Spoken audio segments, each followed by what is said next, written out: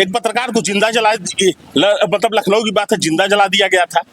कई पत्रकारों के ऊपर मुकदमे लगा दिए जाते हैं।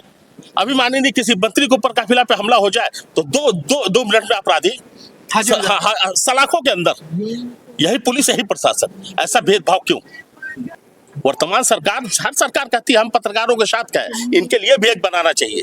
पत्रकार सरकार की किस श्रेणी की सुविधा में आता है? बस हमें कोई भी सरकार ये जवाब दे। आपके हौसले को बार बार सैल्यूट करता हूं मैं। शरीर कमजोर होता है लेकिन आत्मविश्वास कभी कमजोर नहीं होता है, ना किसी व्यक्ति को करना चाहिए। अभी मैं सोनभद्र जिले पे हूँ और जिस तरह से पत्रकारों के साथ अत्याचार हो रहा है, भ्रष्टाचार पर आवाज उठाने पर पत्रकारों को मार दिया जाता है, ये शासन भी जानता है, सरकार भी जानता है, लेकिन पत्रकारों के प्रति उनका दायित्व क्या होती है, सरकार निभाती है कि नहीं निभाती है? थोड़ा सा हमारी आम जनता है, पब्लिक है, बातचीत होगी। भैया है सर, क्या नाम है आपका? मैं Uttam Singh, Amar Bharati bureau chief, Sonbhadra. Sir, आज जो पत्रकारों को झेलना पड़ रहा है, क्या कहेंगे सर?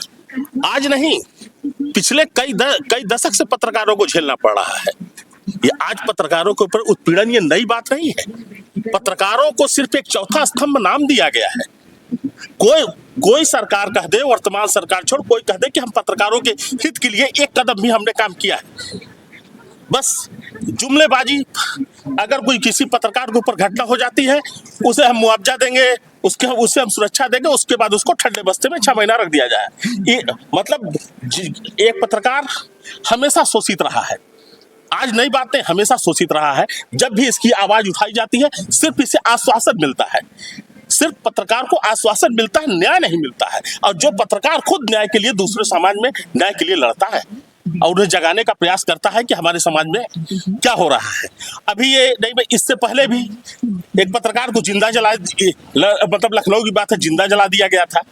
कई पत्रकारों के ऊपर मुकदमे लगा दिए जाते हैं, उन्हें जेल भेजा। क्या पत्रकार अगर सच लिखना चाहता है, सच दिखाना चाहता है, क्या मतलब सरकार के लिए वो इतना बड़ा दुश्मन हो जाता है कि क्या वो अगर वो पत्रकार बना है तो अपना दायित्व मतलब वो निभा नहीं सकता है? कार्य करता है, अपनी नैतिक जिम्मेदारी निभाता है कि हम पत्रकार हैं, कहीं गलत हो रहा है उसे उजागर करना चाहता है कि वो दिखा सके, उस पर कार्रवाई होनी चाहिए। और वो अगर वो दिखाना चाहता है तो माफिया जैसे लोग, मतलब क्या ये पुलिस से दूर है? आदमी कहता पुलिस के बहुत हाथ लंबे होते हैं। हत्या हुई, पुलिस चाहे 5 मिनट में पकड़ ले।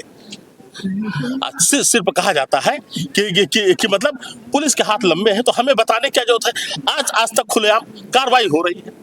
इतने दिन हो गए इनके वाजपेयी जी की हत्या को लेके, क्या अभी तक पुलिस मतलब सुराग पे नहीं? अभी मानिए किसी मंत्री के ऊपर काफिला पे हमला हो जाए तो दो मिनट में अपराधी सलाखों के अंदर। यही पुलिस, यही प्रशासन, ऐसा भेदभाव क्यों? हम चौथा स्तंभ है, न्याय के लिए अगर लड़ते तो हम लोग गुनाहगार हैं। क्या चौथा स्तंभ होना ही गुनाह है? हमें तो आज के समय में यही प्रतीत होता है कि सबसे बड़ा टारगेट अगर कोई बनता है तो चौथा स्तंभ ही बनता है। सिर्फ इनको नाम दे दिया जाता है शहादत के लिए। चौथे स्तंभ है भाई, इनका सम्मान कहाँ है? हमेशा तो अपमान ही होता है। अच्छा, गाड़ियों में कुछ जगहों पे लिखा होता है, बसों में, मैं सरकारी बस को भी जाता हूँ, लिखा रहता है मान्यता प्राप्त पत्रकार जी। क्या उनको वरीयता वहां मिलती है? कभी नहीं मिलती है।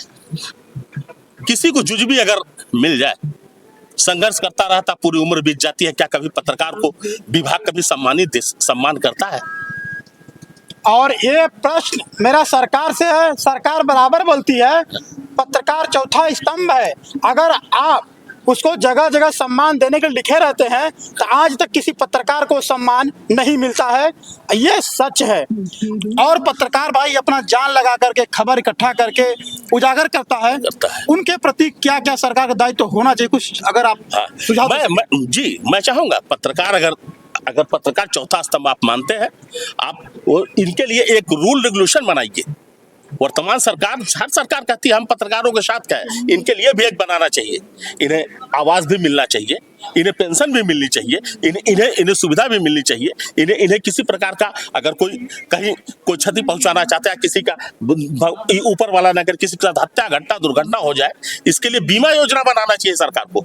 कैसे वो अपने जान जोखिम डाल के वह समाचार कलेक्ट करता है, वो दिखाता है कि सरकार जहां नहीं पहुंच पाती, जहां उनके बैठे नुमाइंदे अधिकारियों की आंखें नहीं पहुंच पाती, ये चौथा स्तंभ ही पहुंचाता है उनकी नजर वहां तक। वहां तक वही चौथा स्तंभ भी पहुंचाता है। जो आज हमारा जमीनी स्तर पे ये जमीनी स्तर पे प्रशासन अधिकारी पहुंच कहाँ पाते हैं, कागज पे ही अटके रहते हैं वो। तो आप देख सकते हैं कि तमाम आरोप सरकार पर भी है, प्रशासन पर भी है, आम जनता पर भी है। इसका जिम्मेदार आम जनता है कि नहीं है? बिल्कुल आम जनता सिर्फ बेबस है, बेबस है, आम जिम्मेदार नहीं है। नहीं, आम जनता बेबस है। कहे तो सुने कौन, कहे तो सुने कौन? कहे तो सुने कौन। उस प्रशासन के कानों में आवाज जाते सालों बीत जाते हैं। मैं कह रहा हूं ना, जिस वाजपेयी जी के यहाँ हमारे पत्रकार बंधु थे, उनके ऊपर निर्मम हत्या हुई, अभी तक कितने दिन बीत गए, क्यों नहीं कार्रवाई हुई? हम लोगों के लिए कहा जाता है पत्रकारों से टोल लिया जाता है, सब कुछ लिया जाता है। पत्रकार किस सुविधा में है? पत्रकार सरकार की किस श्रेणी की सुविधा में आता है? बस हमें कोई भी सरकार ये जवाब दे, पिछली रही वर्तमान रही है, पत्रकार सरकार के नजर में किस सुविधा की श्रेणी में आता है? मैं थोड़ा सा चर्चा करूंगा पत्रकार भाइयों के विषय में। आप देखा तो वह जब भी वीआईपी गाड़ियां जाती हैं, चाहे बिजनेसमैन का हो, कोई नेता हो, टोल के बगल से उनको निकाल दिया जाता है। जबकि एक समाज में पत्रकार को चौथा स्तंभ बोला जाता है, अपने जान को जोखिम में रख करके वो खबर लगाता है कि हमारा समाज सुरक्षित रहे, हमारे समाज का विकास हो। आखिर वो पत्रकार अपने दर्द को कहे तो किससे कहे? बहुत बड़ी बात बताए इन्होंने कि भाई टोल लिया जाता है उनसे। मैं दिव्यांग पत्रकार हूं और मैं हमेशा संघर्ष करता रहूंगा। मुझे भी तकलीफ होती है, मुझे भी अगर ये सरकार का बस चले तो हम जैसे लोगों को पर भी मुकदमा लिखने से पीछे नहीं हटेगी। आप देख लीजिए, थोड़ा दिखाइए, नीचे दिखाइए, इधर थोड़ा पीछे हो जाइए, दिखाइए। ये बैसाखी के सहारे हैं, चलते हैं, लेकिन इनके हौसले बुलंद है। मैं इनके हौसले को मैं बार बार सैल्यूट करता हूं सर, आपके हौसले को बार बार सैल्यूट करता हूं मैं। शरीर कमजोर होता है लेकिन आत्मविश्वास कभी कमजोर नहीं होता है, ना किसी व्यक्ति को करना चाहिए। सिर्फ शरीर कमजोर होता है, आत्मविश्वास कभी कमजोर नहीं करना चाहिए। आत्मविश्वास है तो आप हर मंजिल को पा सकते हैं। आप देख सकते हैं कि शरीर से इनका पैर थोड़ा फ्रैक्चर है, विकलांग हैं, लेकिन उत्साह से, जुनून से आप इनको हरा नहीं सकते हैं, एकदम तरोताजा हैं। तो जरूरत है पत्रकारों को, अगर नियम कानून के तहत आप कुछ सुविधाएं दे सके बहुत उत्तम होगी। सर, मैं सरकार से अपील करना चाहूंगा कि पत्रकारों के हित के लिए सोचे। हम भी लोग हाड़ बास के बने हुए हैं, हमें भी दर्द होता है। हम मशीन नहीं है, हम लोहे के नहीं है कि लोहे का नहीं कि मुझे दर्द नहीं होता है। मुझे भी चोट लगती, मुझे भी अपमानित होता, मुझे भी तकलीफ होती है। हम सारे पत्रकार बंधु, क्यों नहीं सोचा जाता है पत्रकार बंधुओं को? इनके मंत्री विधायक वीआईपी गेस्ट हाउस में जाते हैं तो इनको मिलता है। अगर एक पत्रकार कहीं कवरेज के लिए जाना अगर जाता है तो उससे कहता है, मतलब उससे कहा जाता है कि आपके लिए कोई सुविधा नहीं है। तो आप देख सकते हैं कि पत्रकारों का बहुत बड़ा दर्द है। तो निवेदन है कि वीडियो को शेयर करें, क्योंकि हर पत्रकार अपना जान जोखिम में रख करके आपकी आवाज को उठाता है। RKS 24 न्यूज, पत्रकारिता जिंदाबाद।